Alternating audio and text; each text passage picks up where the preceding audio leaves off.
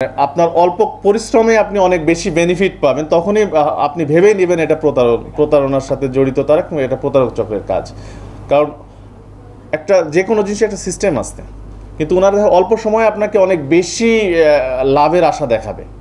ঠিক আছে, তো এটিতে ফাঁদে অনেক সময় অনেকে অবচেতন মনেই অনেকে পা দিয়ে ফেলে। তো এটি যেন সাধারণ জনগণ না দেয়, এটি আমাদের পুলিশের পক্ষ থেকে সাধারণ জনগণের প্রতি আর কি এটা আহ্বান। আব্দুল হালিম, আবুল কালাম আজাদ, তাদের সাথে নিয়ে এই বাদীর সঙ্গে এই বিটকয়েনের যে দাম কেমন এটি নিয়ে কেমিস্ট আছে এদের মধ্যে আব্দুল হালিম, উনি হচ্ছে এটির দাম 20 বিলিয়ন ইউএস ডলার বলেন, যেটি আসলে অনেক বেশি। তো এটি এই বাদীর কাছে একটু স্বল্প মূল্যে ওনারা দিতে চান। বাদী তখন এই প্রলোভনে পড়ে যায়, পড়ে গিয়ে এই বাদী এই কয়েন, ম্যাগনেটিক কয়েন যেটি, এই ম্যাগনেটিক কয়েনটি নেয়ার জন্য তাৎক্ষণিক সেখানে 45 লক্ষ টাকা প্রদান করেন। 45 লক্ষ টাকা প্রদান করার পরে পরবর্তীতে বাদীকে যেহেতু বলা হয়েছে এটির দাম 20 বিলিয়ন ইউএস ডলার, তো 45 লক্ষ টাকা দেওয়ার পরেও বাদীর কাছ থেকে আরও 75 লক্ষ টাকা নেওয়া হয় এবং 50 লক্ষ টাকার একটি চেক নেওয়া হয়। নেওয়ার পরে যখন বাদী পরবর্তীতে এই ম্যাগনেটিক কয়েনটি তাদের কাছ থেকে নেয়ার পরে উনি ওনার নিজস্ব মেকানিজমে পরীক্ষা করেন, তখন দেখা যায় যে এই ম্যাগনেটিক কয়েনটি ভুয়া। তখন তিনি থানা পুলিশের দ্বারস্থ হন।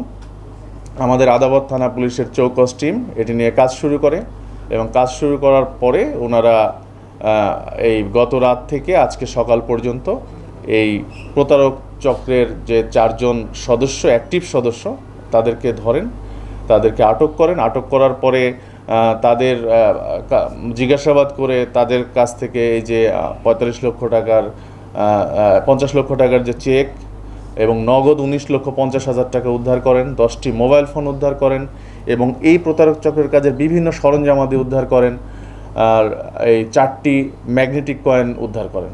তো সব কিছু মিলিয়ে আমরা এখন তাদের বিরুদ্ধে একটি মামলা করেছি। এখন একটু পরে তাদেরকে বিজ্ঞ আদালতে আমরা প্রেরণ করব এবং তাদেরকে জিজ্ঞাসাবাদে তাদের নামে আমরা তাদের পিসিপিআরে আরও বেশ কয়েকটি মামলা পেয়েছি এবং জিজ্ঞাসাবাদে আরও অনেক তথ্য পাচ্ছি যে তারা এরকম কর্মকাণ্ড আরও অনেক জায়গায় এর আগেও ঘটিয়েছে। তো ধন্যবাদ সবাইকে। কারো যদি কোনো প্রশ্ন থাকে। প্রথমে হচ্ছে 45 লক্ষ টাকা নগদ, এর পরবর্তীতে ফেজে 75 লক্ষ টাকা নগদ, তারপরে 50 লক্ষ টাকার চেক।